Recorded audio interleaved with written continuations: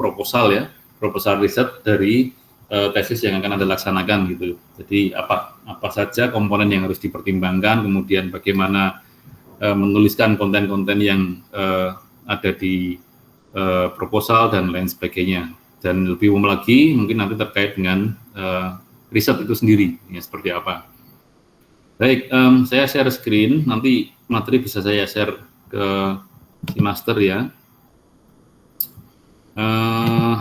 Gimana caranya? Oke. Saya share ini aja.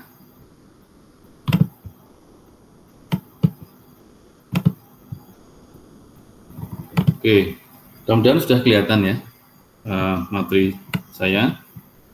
Oke, di pertemuan ini atau di materi ini nanti akan saya highlight terkait dengan pengertian penelitian, kenapa kita melakukan penelitian, kemudian apa yang disebut dengan metode ilmiah, kemudian langkahnya seperti apa, sampai mungkin nanti variabel penelitian. Walaupun nanti nggak selesai, kita bisa teruskan di pertemuan berikutnya gitu ya.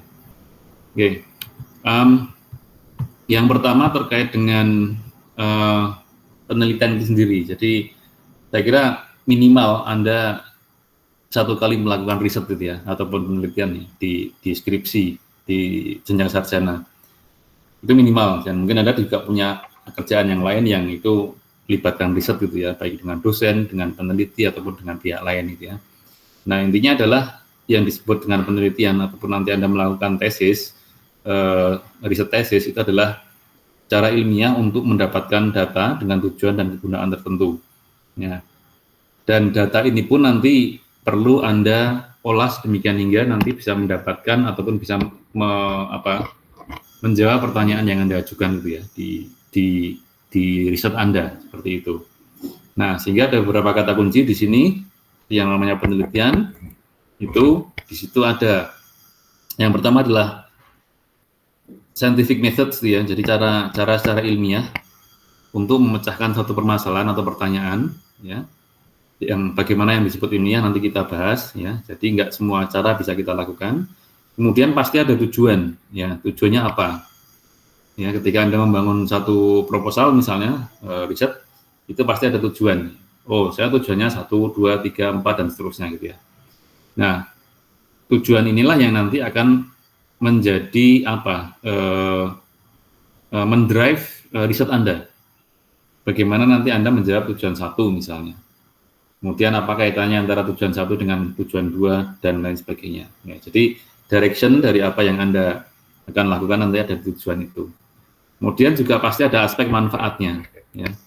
Pasti ada aspek manfaatnya, sehingga di proposal juga seringkali kita minta Anda untuk menuliskan manfaat ataupun kegunaan dari penelitian ini, baik yang sifatnya itu teoritik maupun yang sifatnya itu praktis gitu ya. Jadi ada yang teori, ya, kemudian juga ada yang sifatnya itu praktis gitu ya. Nah, teori itu nanti urusannya dengan pengembangan metode di bidang ilmu yang Anda tekuni. Praktis itu kira-kira nanti aplikasi ataupun penerapan dari yang Anda lakukan itu seperti apa gitu. Dan di situ melibatkan yang namanya data. Nah, nanti ada satu pertemuan sendiri nanti terkait dengan data ya, data, sampel dan sebagainya itu ya, nanti di pertemuan berikutnya. Jadi intinya apa? Intinya sebenarnya ini adalah cara ilmiah ataupun empirik ya, sesuatu yang sifatnya itu empiris gitu ya. Empiris itu ada buktinya gitu ya, ada evidence, ada data, ada bukti yang menguatkan dugaan Anda ataupun menguatkan simpulan Anda. Dan ketika Anda melakukan penelitian itu memang pertama yang Anda harus set up gitu ya, itu adalah dari skeptik dulu. Tahu ya, skeptical itu kan sesuatu yang perasaan yang tidak mempercayai sesuatu gitu ya. Kita memang seringkali berangkat dari situ. Kalau sesuatu sudah Anda dasari atau awali penelitian Anda dasari dengan keyakinan itu, ya nanti hasilnya biasanya modifikasi. Ya, hingga kenapa skeptical? Nah, kenapa harus dengan suatu pertanyaan ya? Jadi pertanyaan kan kita mengajukan pertanyaan karena kita ragu gitu ya, harus dari keraguan gitu ya. Benar nggak sih kalau ini saya ginikan nanti hasilnya seperti ini? Itu kan sesuatu yang skeptik gitu ya. Ya, sehingga pertanyaan-pertanyaan yang seperti itu harus kita ajukan terus gitu ya. Nah, Dari skeptikal kemudian kita ngambil data, kita olah, kita analisis, kemudian kita simulasikan eksperimen macam-macam sehingga ada hasil. Nah, ketika ada hasil nanti ya sampaikan aja hasil apa adanya. Oh, ternyata benar dugaan saya. Oh, ternyata salah dugaan saya. Oh, ternyata hasilnya sesuai ekspektasi. Oh, ternyata hasilnya nggak sesuai ekspektasi dan sebagainya. Nah, kita seringkali langkahnya seperti itu. Nah, metode ataupun cara itu contohnya ini ya, ada satu contoh di sini bagaimana cara untuk ke Surabaya gitu ya. Ini contoh aja. Bagaimana cara ke Surabaya? Nah, ketika ini bisa dianalogikan ke tujuan Anda misalnya. Tujuan satu Anda untuk katakan memetakan biomasa vegetasi misalnya. Oke. Nah, terus bagaimana caranya? Bagaimana cara memetakan biomasa vegetasi misalnya. Nah, ini sama dengan ini, kita analogikan ini ya. Bagaimana cara ke Surabaya? Itu kan macam-macam ya. Modusnya itu bisa macam-macam gitu ya. Ada yang mungkin bisa pakai kereta, bisa pakai pesawat, nggak ada ya. Bisa pakai mobil misalnya, bisa pakai bus, bisa pakai motor juga bisa. Jalan pun bisa gitu ya. Nah, macam-macam. Nah, ketika Anda sudah menentukan salah satu, ya katakan oke naik bus. Itu kan nanti muncul pertanyaan berikutnya, bagaimana saya bisa naik bus untuk ke Surabaya? Ya, pertama kan berarti Anda harus beli tiket. Ya, beli tiket di mana? Ya, harganya berapa? Terus macam bisnya yang seperti apa? Mungkin ada yang ekonomi, ada yang eksekutif dan lain sebagainya. Nah, hal seperti itu yang kemudian nanti perlu Anda lihat, perlu Anda pertimbangkan untuk nanti masuk di penelitian Anda itu, di metode penelitian Anda terutama. Nanti ada bahasan khusus terkait dengan metode. Ini gambaran aja. Jadi supaya Anda sampai ke tujuan Anda di Surabaya, tujuan Anda kan Surabaya, maka apa yang harus Anda lakukan? Dan ternyata tadi ada banyak cara gitu ya, ada cara 1, 2, 3 dan seterusnya. Jadi memang seperti itu. Untuk bisa mendapatkan tadi biomasa vegetasi tadi, caranya juga macam-macam. Ya. Anda pakai citranya juga macam-macam kalau yang penginderaan jauh ya. Atau mungkin bentuk hutannya juga macam-macam dan lain sebagainya. Nah, itu skopnya memang sangat bervariasi. Nah, kemudian scientific method itu seperti apa atau cara ilmiah itu seperti apa? Intinya adalah evidence ya. Evidence, segala sesuatu, segala statement, segala simpulan itu harus ada evidence atau bukti. Dan bukti ini itu pasti dari data ya, data diolah menjadi apa? Informasi kan ya, biasanya ya, seperti itu ya. Nah, ini yang kemudian bisa menjadi evidence. Oh, ternyata benar. Saya bisa memetakan biomasa vegetasi menggunakan citra X misalnya, dan hasilnya bagus, akurasi tinggi misalnya, seperti itu. Itu evidence. Ya, sehingga di sini metode ilmiah adalah proses keilmuan. Jadi memang ada proses ya, gitu ya, untuk memperoleh pengetahuan secara sistematis berdasarkan bukti fisis. Ada evidence. Ini yang kita itu kan kita di bidang sains ya, sehingga segala sesuatu itu pasti ada empirinya, ada evidence, ada objeknya itu kelihatan gitu ya. Ya, beda dengan mungkin teman-teman di bidang mungkin social sciences yang menuju ke arah mungkin teori gitu ya misalnya, ataupun filsafat dan sebagainya, mungkin beda lagi approach-nya ya. Tapi yang kita lakukan adalah pasti di situ ada evidence, ada data yang kita olah, ada data yang kita analisis dan sebagainya untuk mendapatkan satu kesimpulan. Jadi proses memang. Ini proses. Ya, sehingga nanti kalau Anda berproses mulai mengerjakan tesis itu ya nikmati aja gitu ya. Mungkin ada yang 3 bulan selesai, ada yang 6 bulan selesai, ada yang mungkin lebih dari 6 bulan baru selesai, yaitu prosesnya masing-masing. Jadi nggak perlu kemudian harus begini, harus begitu dan sebagainya. Tetapi memang dalam konteks waktu memang Anda punya limitasi ya, Anda punya constraint. Prodi juga harapannya nanti Anda bisa lulus tepat waktu, gitu, 2 tahun gitu ya. Nah, itu yang menjadi perlu Anda lihat betul nanti timeline-nya. Oke, kemudian menggunakan cara atau metode ilmiah untuk menjawab permasalahan. Ya, jadi kayak tadi Anda punya katakan satu permasalahan, ya itu bagaimana Anda menjawab itu nantinya? pertanyaan kedua misalnya, bagaimana cara menjawabnya. 3, bagaimana menjawab. Jadi metode itu lebih ke cara atau metode ini lebih ke pertanyaan how to, gitu. Bagaimana memetakan X dengan Y misalnya. Bagaimana mengukur ini misalnya. Bagaimana mengukur debit air misalnya. Bagaimana mengukur perubahan penggunaan lahan dari waktu ke waktu misalnya. Kan bagaimana? Nah, ketika ada pertanyaan bagaimana itu munculnya adalah cara atau metode. Nah, beberapa ciri yang sering-sering kita bahas ya. Jadi di metode ilmiah itu pasti rasional, gitu ya. Jadi memang nggak bisa kemudian rasa-rasanya seperti apa gitu ya. Itu beda gitu ya. Kalau masalah rasa-rasa kemudian feeling macam-macam itu sesuatu yang itu istilahnya itu tidak bersifat material gitu ya, sehingga sulit untuk bisa kita justifikasi kadang-kadang ya. Sehingga rasionalitas itu penting ya, rasionalitas ya. Kemudian empiris itu bisa diamati oleh indera kita ya, entah mata, entah bisa diraba, entah dicium, entah dirasakan panas dinginnya dan sebagainya gitu ya. Nah, itu yang disebut empiris seperti itu. Kemudian sistematik itu step by step, langkahnya itu logis, flow-nya itu bisa diikuti gitu ya. Jadi pertama gini, kedua gini, kayak tadi Anda mau ke Surabaya tadi, gitu. Anda langsung masuk bis misalnya, itu nggak boleh karena Anda belum beli tiket misalnya. Nah, itu kan kayak gitu.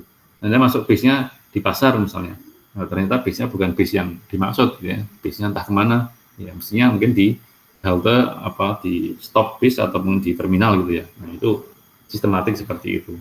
Intinya untuk mendapatkan satu tujuan besarnya itu Anda biasanya mengikuti beberapa tujuan kecil, kemudian in the end konklusinya seperti apa gitu ya. Jadi rasional menggunakan otak gitu ya. Something make sense, something masuk akal. Kemudian empiris itu bisa dilihat, diraba. Kemudian sistematik.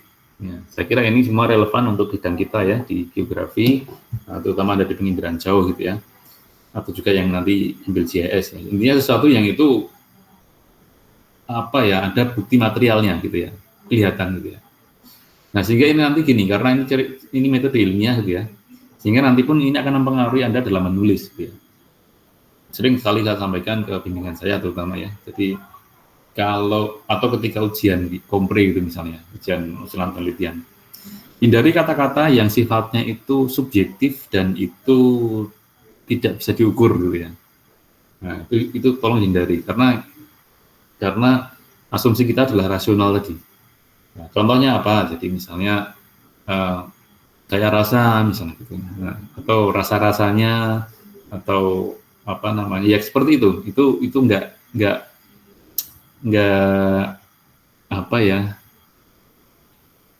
sangat subjektif dan nggak terukur gitu ya. Ya, sehingga bisa diganti dengan kosakata yang lebih terukur gitu ya. Apa sih yang dimaksud dan sebagainya gitu ya. Nah, sekarang yang sering muncul tuh gini, istilah masif gitu ya, masif. Itu saya sering banget menemukan gitu ya. Nanti Anda mungkin menemukan juga ya, masif gitu ya. Masif itu apa sih artinya?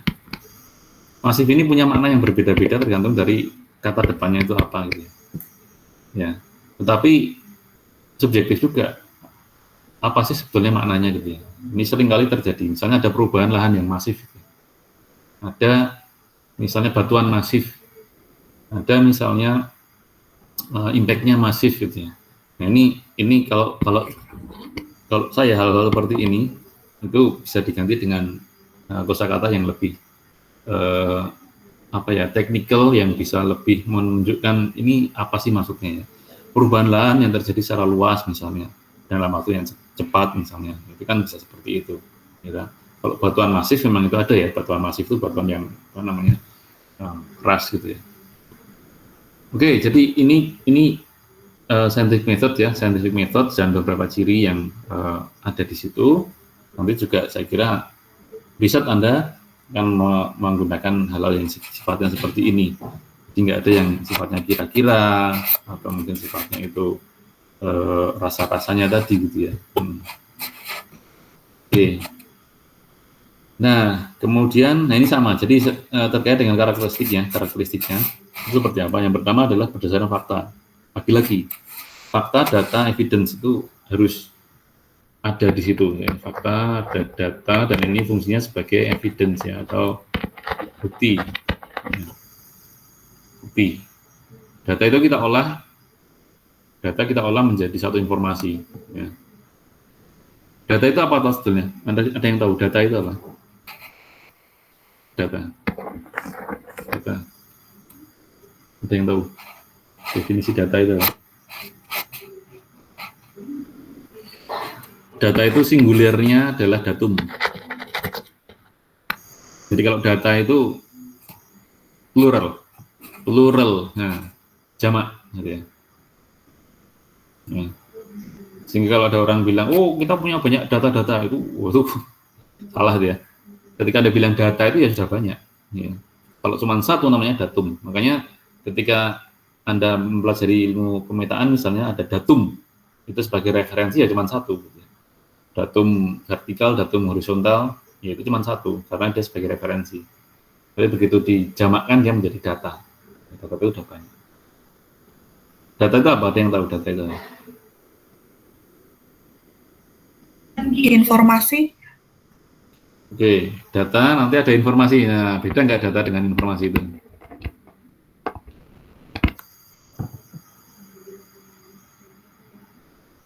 Beda, Pak. Gimana bedanya?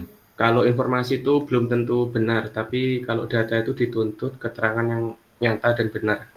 Oke, keterangan yang nyata dan benar. Artinya kan itu sebetulnya kan fakta ini tahu data itu. Data itu fakta, sesuatu yang merupakan rekaman dari kejadian misalnya, atau fakta yang terjadi itu dan data. Ya, jadi rekaman, data itu adalah rekaman atau pencatatan dari fakta yang terjadi, betul tadi. Ya. Nah, kemudian contoh data yang paling gampang misalnya begini, di satu tempat ada sungai misalnya, ada sungai, kemudian dipasang ini apa namanya meteran gitu loh, apa namanya tinggi muka air misalnya, ya tinggi muka air di satu tanggal jam tertentu segitu, kemudian ternyata nanti naik lagi atau turun lagi dan sebagainya, sehingga ada orang yang mencatat itu misalnya, gitu. Nah, itu contoh data. Nanti akan ada tabel gitu ya, tabel gitu, misalnya jam berapa, tanggal berapa, tanggal, kemudian jam, ini TMA-nya berapa, tinggi muka airnya berapa. Ini adalah data. Jadi catatan dari fakta yang terjadi. Dia mengukur, katakan 1 meter, 100 cm, besok mungkin tiap sehari 2 kali, katakan pagi dan sore gitu ya. Nah, kemudian sorenya 110, berarti kan naik. Besok lagi gimana dan seterusnya. Nah, kemudian ternyata dari data itu trennya itu naik gitu ya, misalnya dari data ini trennya itu naik gitu ya, naik. Kok naik terus, kok semakin cepat naiknya dan sebagainya. Nah, sehingga kemudian kita perlu dari data itu kita analisis, ya. Dari data itu kita perlu analisis. Nah, kita baca data itu, datanya naik terus ini, data tinggi muka airnya. Ya, sehingga kemudian dari analisis itu, data ketika dianalisis, ketika dimasak gitu ya, Anda punya ingredients, ya, punya apa namanya bahan-bahan dimasak ya, kemudian Anda masak gitu ya, analisis adalah masaknya, maka akan mendapatkan nanti informasi. Ternyata terjadi kenaikan muka air, tinggi muka air dalam waktu yang singkat. Informasi. Nah, sehingga dari informasi ini kemudian bisa menjadi yang namanya apa? Knowledge, kemudian menjadi wisdom. Knowledge berarti, ternyata pada hari itu terjadi kenaikan tinggi muka air dari sekian sampai sekian dalam waktu yang relatif cepat, sehingga kemudian wisdomnya muncul. Kemungkinan akan terjadi banjir dan segera evakuasi warga. Nah, misalnya seperti itu. Nah, jadi biasanya seperti itu, alur ini ya, dari data kemudian dianalisis menjadi informasi menjadi knowledge dan menjadi wisdom. Wisdom itu sudah sesuatu yang kita putuskan gitu ya. Ya. Itu seperti itu. Ya, jadi contoh kalau Anda ke lapangan seperti ini yang gambar bagian kanan itu ya. Itu Anda ngumpulin data gitu ya. Jadi fakta di lapangan seperti apa? Ini misalnya yang atas ini ngumpulin ini mengukur canopy cover dia itu, ya, pakai saya lupa namanya, ya, apa, untuk melihat apakah itu leaf, branch, dead leaf, macam-macam gitu ya. Yang bawah ini juga mengumpulkan data dengan wawancara. Ya, kita punya satu riset dan Anda harus mendapatkan informasi dari stakeholders misalnya, nah itu penggalian informasi di situ. Oke, data ya, fakta gitu ya. Satu itu. Sehingga nanti Anda perlu dapatkan ini tadi empiris, fakta, data. Datanya bisa dari data citra, boleh. Citra itu kan ya, citra satelit kalau Anda lihat ya, atau citra penginderaan jauh secara umum itu kan gambaran yang paling jujur terhadap sesuatu yang ada di permukaan itu ya. Kalau di situ gundul ya gundul, kalau di situ ada pohonnya ya pohon, kalau di situ bangunan ya bangunan, kalau di situ kolam ya kolam gitu. Dia nggak akan berubah gitu ya. Kalau nggak mungkin di situ kolam kemudian jadi sawah misalnya, itu kan nggak mungkin. Sehingga itu adalah rekaman dari fakta. Nah, dari fakta ataupun data itu kemudian bisa Anda analisis sehingga ada informasi. Oh, dari citra ini saya bisa ambil informasi terkait dengan di mana tempat-tempat permukiman kumuh misalnya. Nah, itu kan hasil analisis, Anda dapat informasi. Dari citra ini Anda bisa mendapatkan daerah-daerah yang rentan banjir misalnya. Gitu, dari informasi, gitu.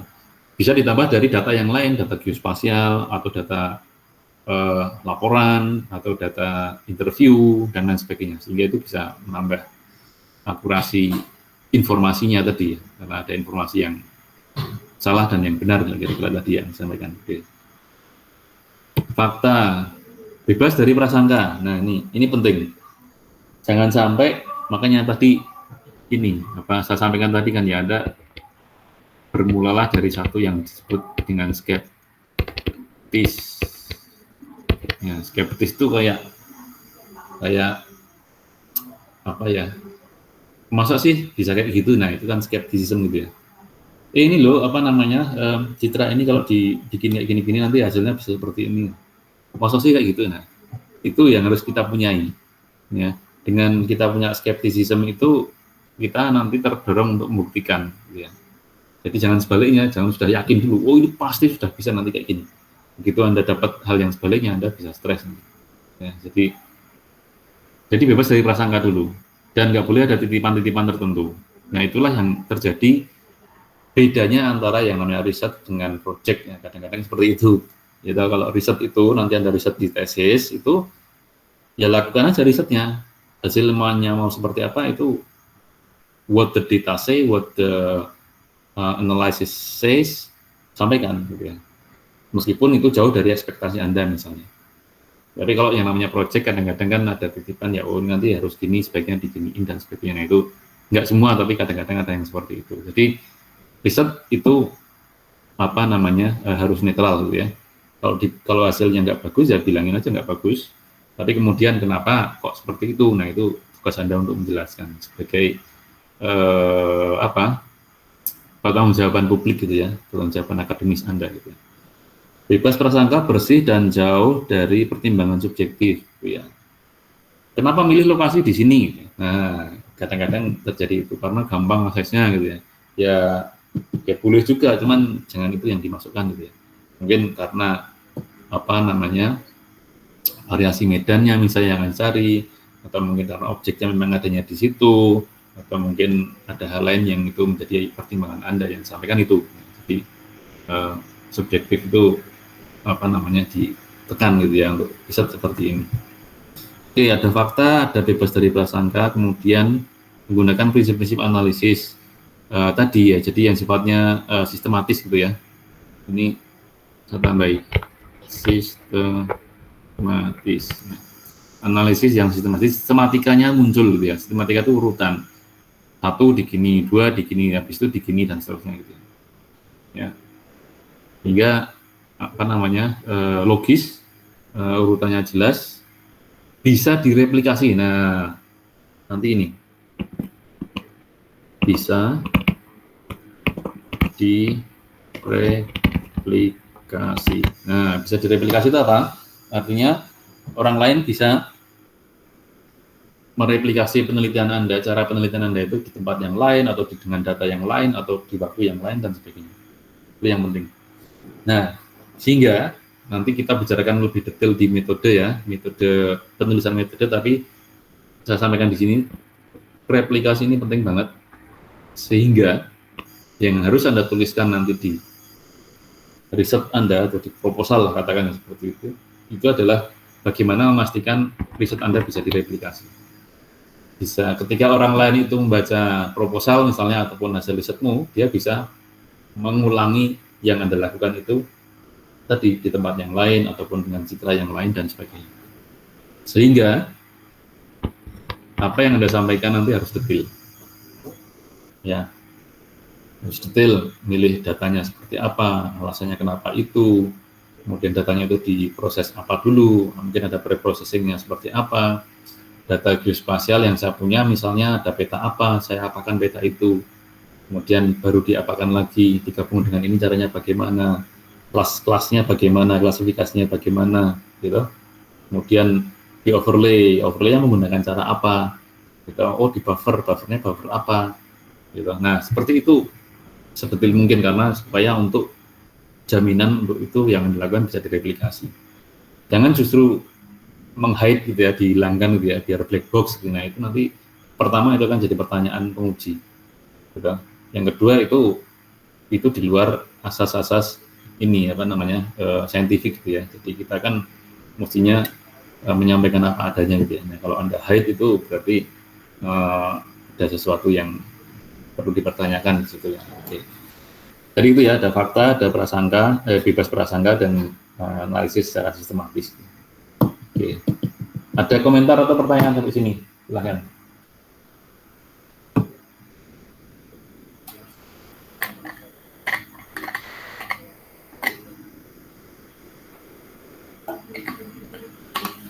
Oke, kita lanjut dulu. Oke, nah berikutnya kadang-kadang ada yang nyusun hipotesis.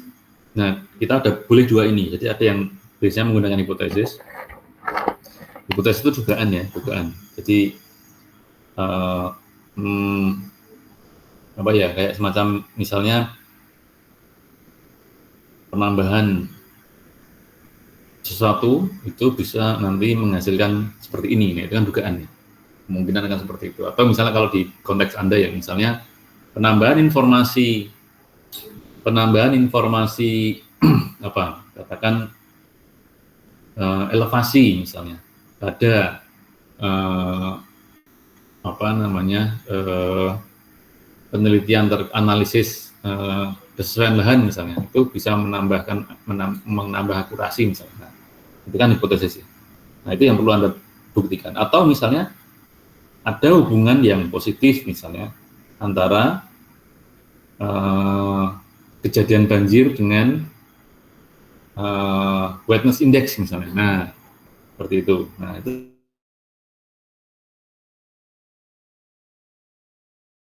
hipotesis itu benar atau salah, diterima atau ditolak ya. Nah, nol atau satunya itu ya, seperti itu. Cara lain adalah secara umum itu menggunakan yang namanya perumusan masalah. Jadi memang ada masalah dulu. Ya, masalah. Setelah Anda menemukan masalah, caranya bagaimana menemukan masalah? Jadi ya saya kira Anda semua punya masalah ya, sama saya juga ya. Tapi bukan itu maksudnya. Ini masalah penelitian ya. Masalah penelitian Anda bisa mendapatkan ini misalnya mungkin dari literatur ya, bisa. Mungkin dari media, koran, apalah gitu ya, banyak ya sekarang media sosial juga bisa. Kemudian misalnya dari interview gitu ya, bisa juga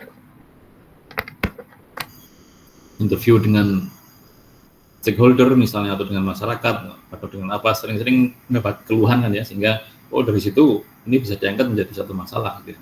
Kayak gitu-gitu yang perlu nanti Anda kumpulkan untuk mendapatkan yang namanya rumusan masalah. Jadi dari sekian masukan-masukan itu Anda rumuskan masalahnya itu apa sebetulnya. Itu cara lain untuk seperti hipotesis tadi. Jadi ini pilihan ya, nggak dua-duanya tapi pilihan. Kalau Anda menggunakan perumusan masalah, gunakan itu. Kalau Anda mau hipotesis ya gunakan hipotesis gitu ya. Jadi kedua-duanya sama. Jadi kedua-duanya adalah memandu ini bentuk nanti risetnya ataupun arah risetnya itu mau ke arah mana gitu ya. Dan biasanya dari sini, dari hipotesis atau dari perumusan masalah itu nanti akan di breakdown menjadi beberapa ini ya, pertanyaan ataupun tujuan gitu ya. Riset Anda itu ya, misalnya jadi 3 atau jadi 4 dan sebagainya. Ukuran-ukuran objektif. Ya, nah ini yang tadi ya saya ulang ya, nggak boleh rasa-rasanya kok. Nah itu rasa-rasanya itu subjektif banget. Rasa Anda dengan rasa saya mungkin beda gitu ya. Ya, atau hati nurani dan sebagainya. Jadi sampaikan as it is, apa adanya sesuai dengan yang data sampaikan, sesuai dengan hasil analisis sampaikan, sesuai yang informasi tadi yang didapatkan gitu.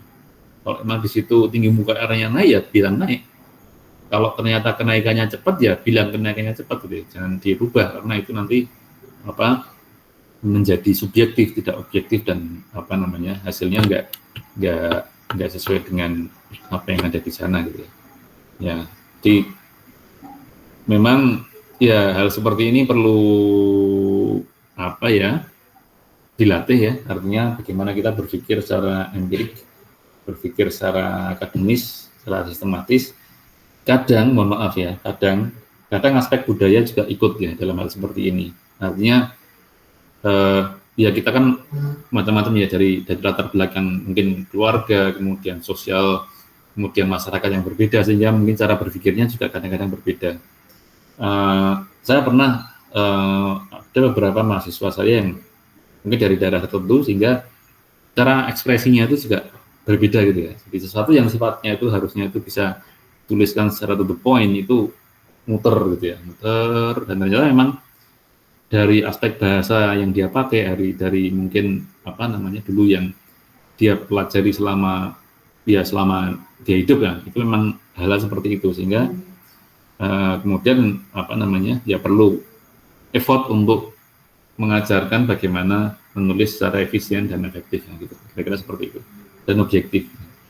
Jadi kalau di dunia akademis yang namanya bunga-bunga apa namanya kata-kata itu nggak penting ya. Yang penting adalah what is the point of that paragraph gitu ya. What is the point of that sentence gitu. Itu yang paling penting di situ sehingga nggak perlu rasa-rasa dan sebagainya.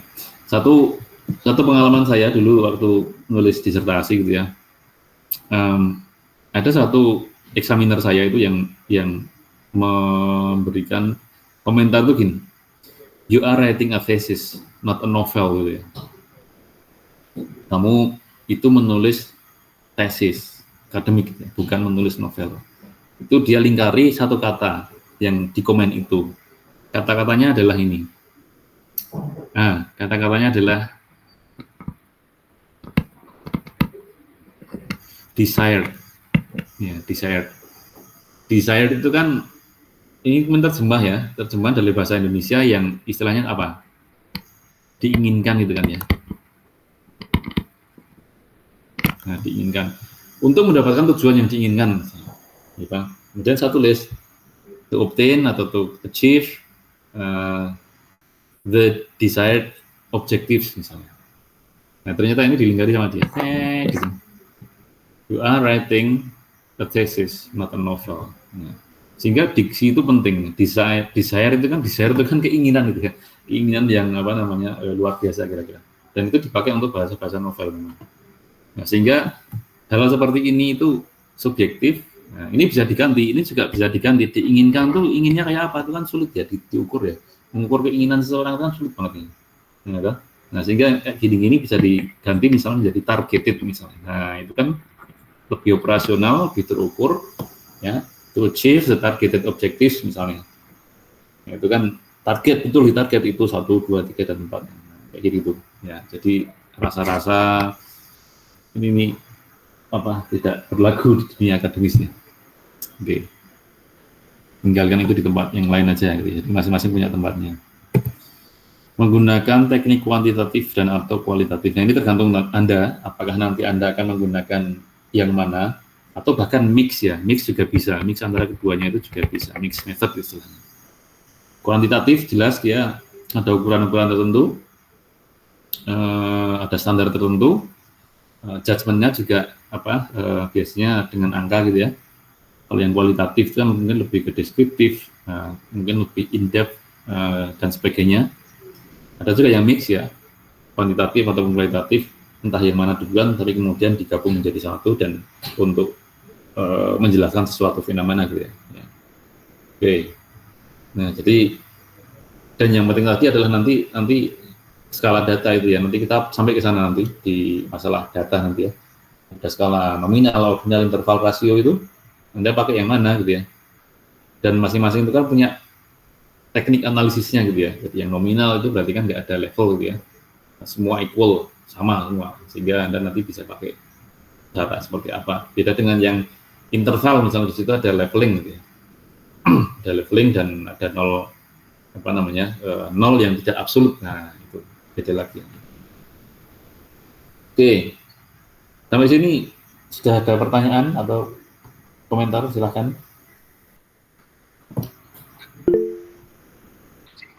Silakan.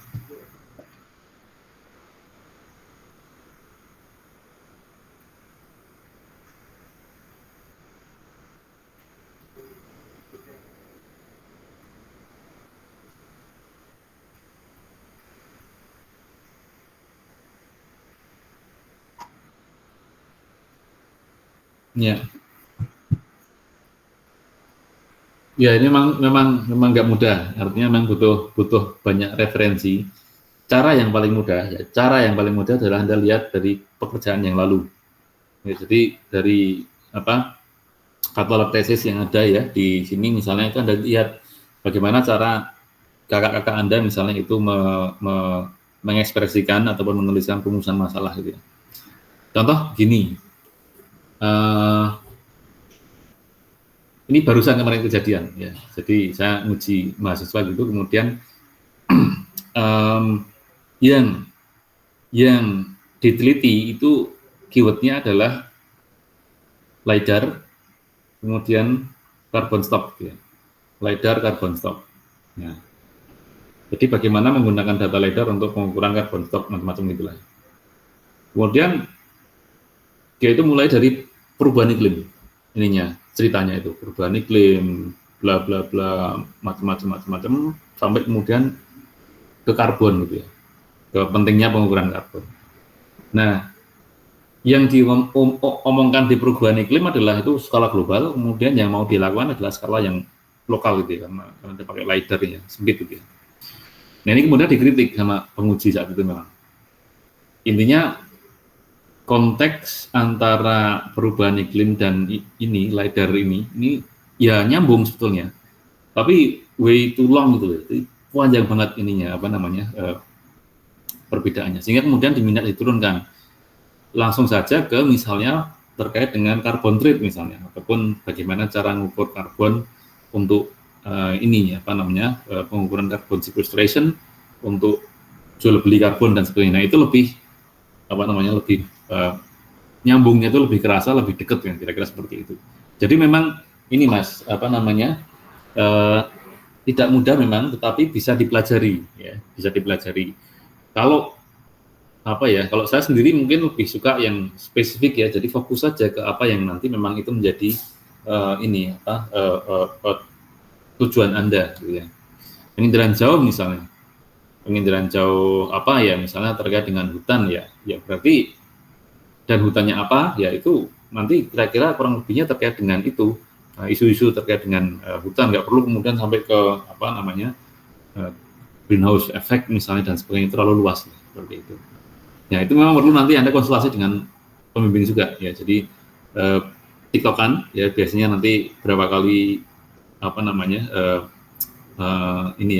pulang balik gitu ya, bolak-balik revisi dan sebagainya, baru nanti kemudian agreement-nya di mana gitu ya.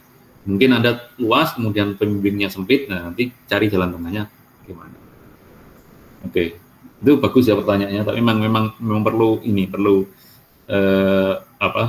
lihat konteks, dan juga yang paling mudah lihat di tesis sebelumnya gitu ya. Ada yang lain mungkin, silakan. Pengalaman mungkin boleh cerita. Saya, Prof. Ya. Berkaitan dengan ini, Prof. Tadi kan Prof. Kamal juga menyatakan bahwasanya data bisa jadi informasi, habis itu turunannya ke knowledge, ke wisdom juga nih, Prof. Jadi eh, katakanlah apakah local wisdom itu bisa menjadi salah satu apa ya istilahnya jadi sebuah data bagi kita. Contoh ada di suatu kawasan itu terjadi bencana baru mungkin, tapi secara time series historinya itu tidak ada bencana-bencana di sebelumnya. Nah itu apakah contoh informasinya bahwasanya di kawasan tersebut itu dulu belum pernah ada, tapi belum ada orang meneliti di situ terkait dengan histori kebencanaannya itu apakah bisa dipakai juga, Prof? Bisa aja, nggak masalah. Jadi yang penting adalah ada data, Mas, ada evidence. Ketika katakan dulu di situ daerah yang aman gitu ya, atau mungkin bencananya lain gitu ya, bencananya katakan banjir gitu ya, misalnya yang langganan gitu ya, itu kan udah memang sudah rutin, dan orang di sana punya cara tersendiri misalnya untuk menanggapi itu. Tapi kemudian tiba-tiba terjadi longsor gitu misalnya, itu kan sesuatu yang baru misalnya. Selama ini nggak pernah, tapi kemudian longsor. Nah, selama ada evidence bahwa itu memang kejadian, nah itu kan bisa Anda teliti. Dulu nggak ada, sekarang kok ada. Nah, apa misalnya? Faktor-faktor penyebabnya misalnya itu bisa Anda teliti juga. Di daerah mana kejadiannya? Mengapa kok di situ? Oh, ternyata memang di situ ada misalnya pembukaan lahan misalnya. Nah, itu kan bisa dijelaskan seperti itu. Atau mungkin memang ada hal lain yang merubah itu gitu ya. Dari awalnya dulu nggak ada itu, ada faktor-faktor itu, sekarang ada faktor itu, sehingga itu menjadi berubah. Jadi saya kira nggak ada masalah. Jadi yang penting ini tadi ada data itu, Mas, atau evidence itu muncul di situ. Jadi ada kejadiannya kapan, di mana, ada orang yang tahu, Anda bisa mintai keterangan, dan kalau misalnya Anda pakai citra ya kebetulan misalnya pas di ada fotonya gitu ya, ada citranya, itu tambah ini informasi ataupun data ya. Dari situ kemudian Anda olah, Anda analisis macam-macam, cross check sana sini hingga menjadi informasi, oh ternyata ini terjadi karena ini. Nah, sehingga kemudian wisdom dalam konteks ini adalah rekomendasi sebetulnya nantinya kalau di riset ya, seperti ini ya. Jadi untuk mitigasi misalnya, untuk menghindari hal serupa terjadi, maka sebaiknya begini. Nah, contoh seperti itu bisa, Mas. Ya. Saya nggak bisa masuk ke message, ada yang kirim message kah? Bisa mungkin ini aja sampaikan aja langsung.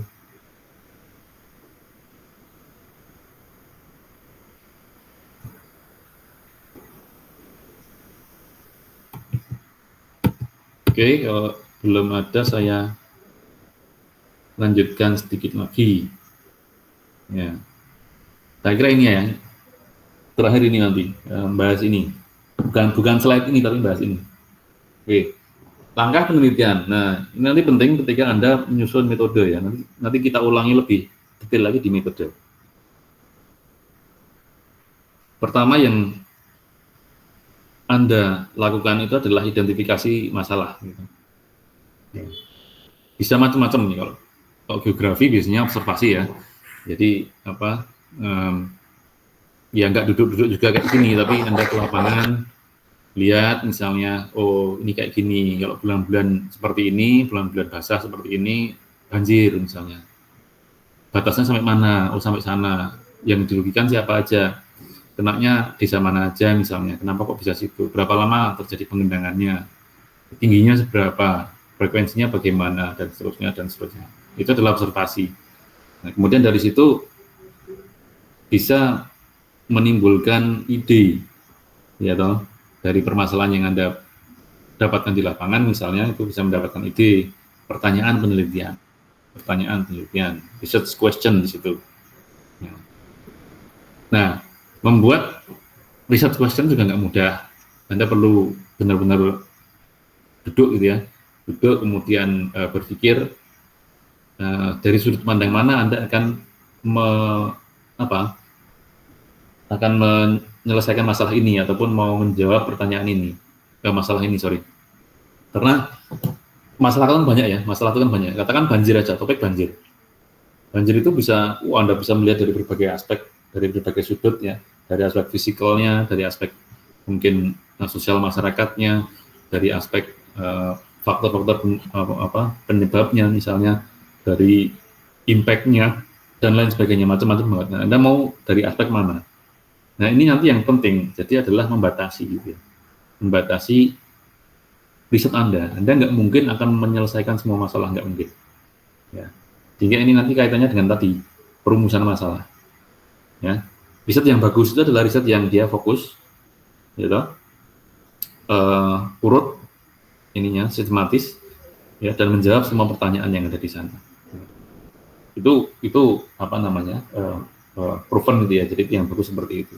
Sehingga nanti perlu limitasi sebetulnya, ada batasan gitu ya, batasan penelitian biasanya ya. Jadi ada istilah itu, batasan penelitian itu nanti penting. Anda nggak mungkin meneliti semua, nggak mungkin bisa memberikan jawaban semua. Apalagi Anda terbatas waktu. SS itu berapa toh? Jadi Anda sudah kan 2 tahun ya. Sekarang sudah semester berapa? Ada semester 1, ada semester 2, gitu. Anda tinggal punya waktu setahun misalnya, gitu. Itu pun proposal belum ada misalnya. Nah, itu kan tambah runyam, ya. Anda bikin proposal, kemudian cuma dapat waktu 6 bulan misalnya untuk ngerjain, nah itu cukup apa enggak? Sehingga perlu batasan. Ya, enggak semuanya harus Anda jawab. Nanti itu diskusi dengan pembimbing. Nah, fungsinya pembimbing itu di situ. Pembimbing itu kayak gini, kayak misalnya di tol gitu ya, atau di jalan ring road aja lah, di gini ya. Anda misalnya naik motor atau naik mobil yang rendah gitu ya. Pembimbing itu kayak naik bis gitu ya. Jadi duduknya itu tinggi, atau truk gitu ya. Duduknya tinggi, dia bisa melihat jauh sana gitu ya. Kalau Anda kan lihatnya cuma depan gitu ya, depan ada mobil gitu ya. Ini mau nyelip kanan kiri, ragu-ragu juga karena nggak tahu yang depan kayak apa. Tapi kalau bis itu kan dia bisa dengan confidence dia ambil kanan, ambil kiri, macam-macam karena depan itu kelihatan. Nah, kurang lebih seperti itu. Pembimbing itu punya pengalaman satu, yang kedua adalah wawasan yang mungkin memang ya karena sudah teruji ya, hingga bisa mengarahkan Anda nantinya. Nah, termasuk batasan penelitian. Oh, sampai sini aja. Misalnya ini sudah cukup, nggak usah ke sana dan sebagainya. Nah, nanti kuncinya adalah diskusi dengan pembimbing, hingga Anda harus dekat-dekatlah dengan pembimbingnya Anda nanti gitu ya. Nah, itu penting. Dari research question kemudian diturunkan dia menjadi tujuan biasanya. Tujuan 1, tujuan 2, 3 dan seterusnya. Untuk menjawab tujuan itu perlu metode, ya, metode. Metodenya bagaimana yang dijalankan, gitu. Baru kemudian ini dilakukan, ya, analisis data itu untuk nanti mendapatkan informasi tadi, info nanti dapat menjadi satu simpulan atau rekomendasi atau apapun itu. Biasanya ini apa namanya siklusnya seperti itu. Jadi saya kira Anda sudah paham lah, Anda sudah melakukan skripsi kan ya. Hal seperti ini tetap nanti berulang. Cuma nanti konteksnya adalah kalau karena Anda di MPJ ya, jadi nanti ada hal yang sifatnya itu lebih banyak geografi, lebih banyak pengetahuan jauh, lebih banyak JS, macam-macam itu ya. Seperti itu. Observasi itu mengumpulkan data, informasi ya yang berhubungan dengan topik, yang di luar topik dihilangkan aja. Nah, observasi. Nah, ini macam-macam caranya, bisa Anda dari buku, ada jurnal, ada majalah, ada koran, ada internet, ada interview. Kalau sekarang mungkin Anda bisa menggunakan literatur itu ya, apa namanya, software misalnya Fosviewer itu bagus banget, Anda cari ya, Fosviewer. Itu bisa untuk melihat, mengobservasi literatur yang ada di bidang Anda, di topik Anda ini. Apakah topik Anda itu sudah dense gitu ya, sudah terlalu jenuh misalnya. Oh, yang neliti sudah banyak banget. Atau itu justru yang neliti baru sedikit. Kalau yang neliti banyak itu kan nanti sudah gede banget lingkarannya. Dan rapat gitu. Kalau yang neliti dikit itu kan dia cuma ini. Berarti ini adalah kemungkinan perlu dikembangkan gitu ya. Kalau yang ini sudah jenuh gitu ya, sudah too much gitu ya. Oke, nah intinya topik Anda itu, nah sehingga literatur review di sini penting biasanya, gitu. Ya, atau Anda ke lapangan lihat masalah yang ada di sana seperti apa, boleh juga. Anda interview dengan orang-orang di sana, boleh juga. Ya, nanti dapat kayak gini dan seterusnya. Nah, dari observasi ini kemudian itu tadi ya, identifikasi masalah. Nah, permasalahan merupakan pertanyaan ilmiah yang harus diselesaikan. Sifatnya terbuka ya, artinya open, ini jawabannya mau seperti apa kita nggak boleh ngarahkan gitu ya. Jadi tergantung datanya, tergantung dari nanti hasil analisisnya gitu ya. Dan ini ya, tapi ini yang jadi pertanyaan, batasi permasalahan agar tidak terlalu luas, ya tidak terlalu sana macam-macam gitu ya. Ya nanti awalnya memang Anda kalau bikin proposal itu biasanya ya, awalnya kalau Anda bikin proposal, mulai nulis itu you want to solve the world's problem gitu ya. Maunya tuh kayak gitu. Ya, mau menyelesaikan permasalahan dunia gitu ya. Tapi Indian nanti itu akan berkurang sampai nanti kira-kira apa yang bisa dikerjakan. Yang itu bisa selesai dikerjakan. Nah, itu penting. Hingga sekali lagi komunikasi dengan pembimbing itu penting. Permasalahan yang penting, nah ini urgensi dan relevansi itu penting ya. Sehingga di awal di latar belakang selalu ada di situ. Ini apa sih pentingnya kok diteliti ngapa gitu? Kalau nggak diteliti ngapa gitu? Kenapa harus diteliti? Gitu. Nah itu sampaikan. Anda harus punya argumentasi. Ini penting. Kalau nggak diteliti nanti gini. Ya, kalau diteliti nanti kita bisa dapat info gini dan seterusnya. Itu tugas Anda nanti untuk menarasikan itu. Ya. Dan pilih masalah yang itu dapat diselesaikan dengan cara apapun ya, nggak harus eksperimen. Ya, intinya tadi jangan membuat satu tujuan yang itu mustahil untuk diselesaikan dalam waktu katakan setahun atau 6 bulan gitu ya. Ya, jadi bisa Anda selesaikan tapi panjang sekali waktu yang dibutuhkan. Nah, itu apa namanya, Anda perlu melihat itu nantinya. Karena kalau waktunya lama berarti bukan di level S2 tapi level S3. Itu yang penting. Nah, nanti kita sampaikan terkait dengan itu ya, bedanya S1, S2, S3 juga. Oke, lanjut. Nah, ini contoh. Jadi observasi, kemudian apa tadi? Identifikasi masalah kita bisa dari hal seperti ini. Bisa dari literatur, misalnya ini manual maupun digital gitu ya. Bisa dari lapangan, kita ngukur sesuatu di lapangan, benar-benar observasi, gitu.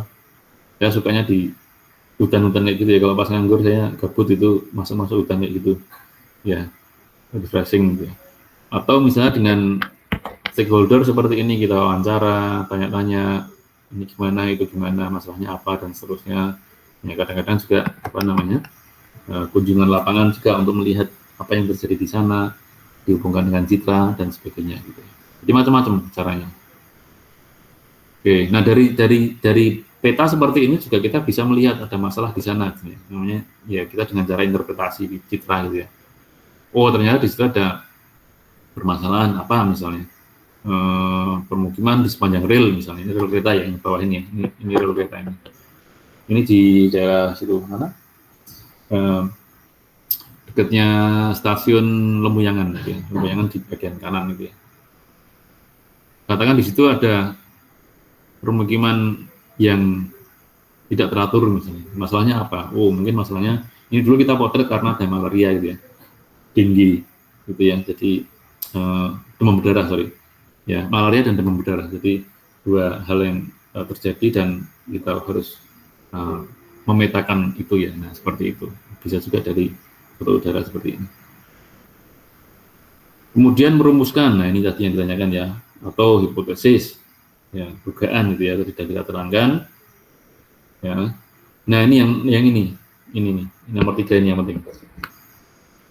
Jika menurut hasil pengujian ternyata hipotesis ataupun mungkin rumusan masalah itu ya, atau mungkin rumusan masalah itu tidak benar ataupun tidak sesuai dengan yang kita expect gitu ya, harapkan, bukan berarti penelitian yang dilakukan itu salah. Ya, ini yang sering menjadi momok kan itu. Bagaimana kalau ini nggak terbukti misalnya, atau bagaimana kalau hasilnya jelek misalnya? Ya nggak apa-apa, sampaikan aja gitu. Penelitian yang kayak gitu hasilnya akurasinya rendah sekali misalnya, itu nggak apa-apa. Ya, laporkan aja. Jadi jangan kemudian Anda terobsesi untuk saya harus mendapatkan akurasinya 90 gitu misalnya. Nah, itu menjadi beban Anda sendiri gitu ya. Dan nanti in the end nanti akhirnya manipulasi. Itu justru yang dari akademik integrity nggak boleh. Jadi sampaikan aja, oh Kalau Anda melakukan pemetaan dengan cara ini, dengan data ini, hasilnya adalah akurasinya 0,2 misalnya. Ya wis, nggak apa-apa, sampaikan aja, ini 0,2. Akurasinya kecil ya, misalnya, berarti kan cuma 2%, ya, 20% tadi. Nah,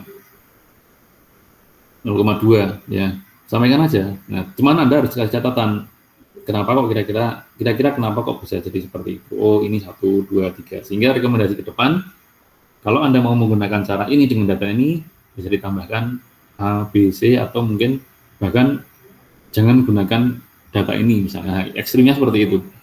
Ya, nggak apa-apa. Ada teman saya, dokter dulu, satu research group itu, dia memetakan yang namanya microphytobentos, mungkin ada yang tahu ya. Microphytobentos MPB itu kayak lapisan lumut tipis di pasir di perairan dangkal gitu ya.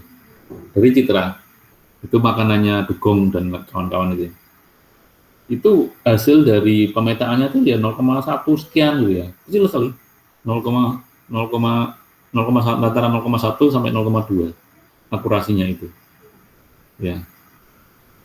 Tapi ya jadi dokter dia ya, maksudnya hasil seperti apapun asal itu dilakukan dengan benar gitu, datanya dipilih dengan seksama, analisisnya itu sesuai dengan prosedur, sistematik, benar-benar dipilih, gitu.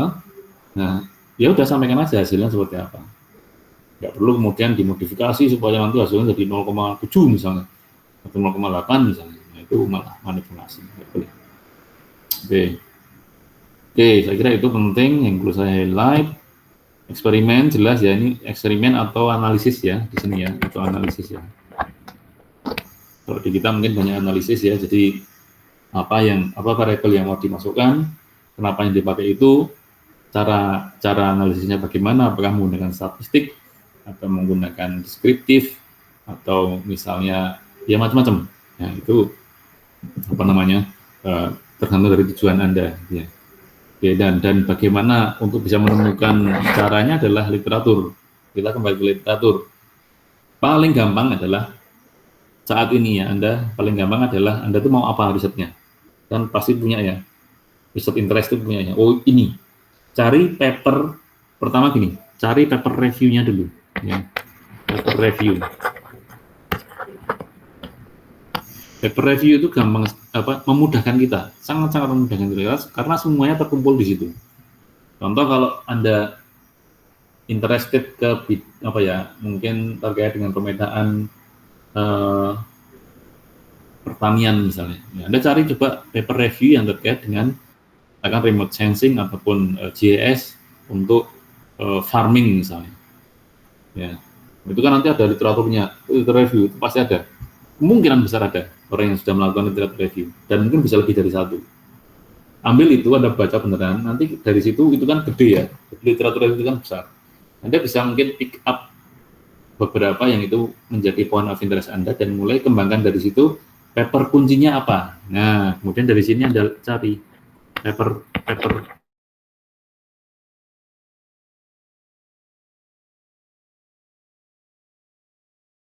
kunci pertanian, oke.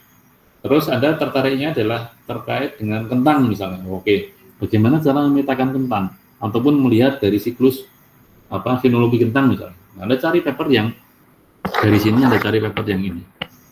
Ya udah, di situ kan nanti ada keterangan bagaimana cara risetnya ini dilakukan gitu. Makanya di sini fokusnya misalnya Anda mau replikasi, oke. Saya mau replikasi ini tetapi di tempat yang berbeda. Dulu ini di subtropis berhasil, kalau sekarang di daerah tropik misalnya di Wonosobo misalnya terkait dengan kentang, apakah juga sama hasilnya? Nah itu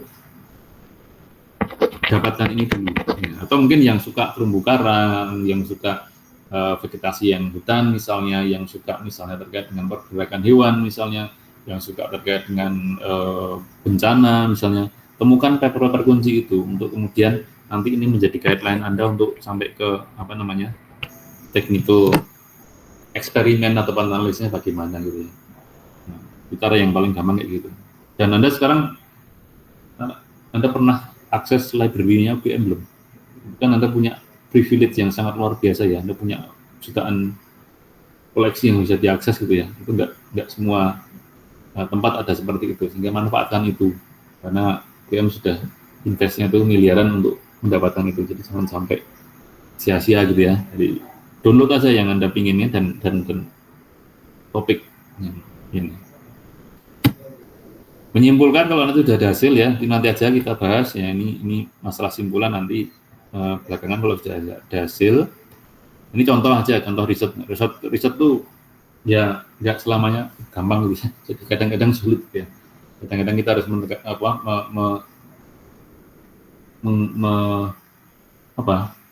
terjun di satu tempat gitu ya, mendatangi tempat yang itu not accessible misalnya. Kalaupun bisa diakses sulit gitu ya. Kadang-kadang kayak gitu.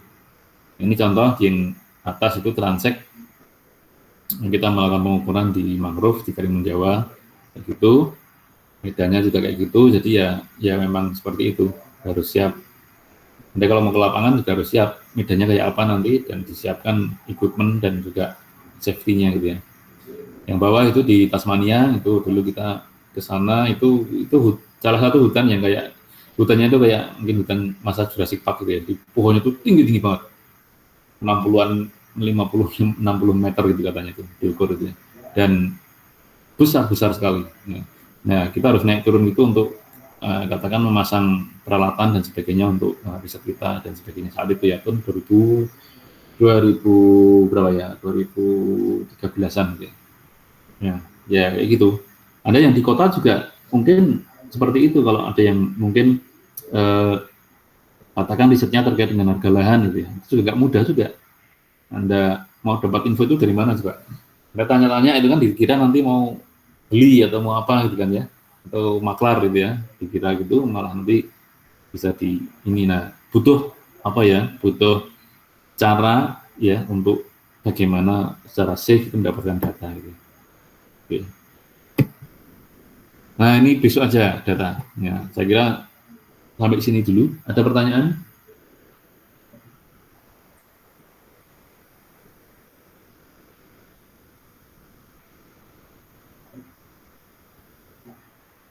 Oke, dan nunggu presensi ya. Oke, saya presentasikan dulu. Nah, ambil, kalau ada pertanyaan silahkan. Presensi. Ups, kok hilang. Presensi.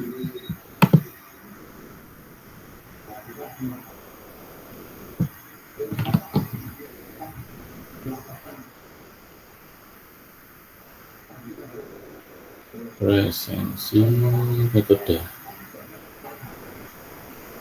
Oke. Kita kuliah sore ini hanya ini ya. Besok kita kembali ke jadwal asal di jam 1. Ini karena darurat, saya barusan dikasih tahu sama Bu Prima tadi. Oke, mohon maaf geser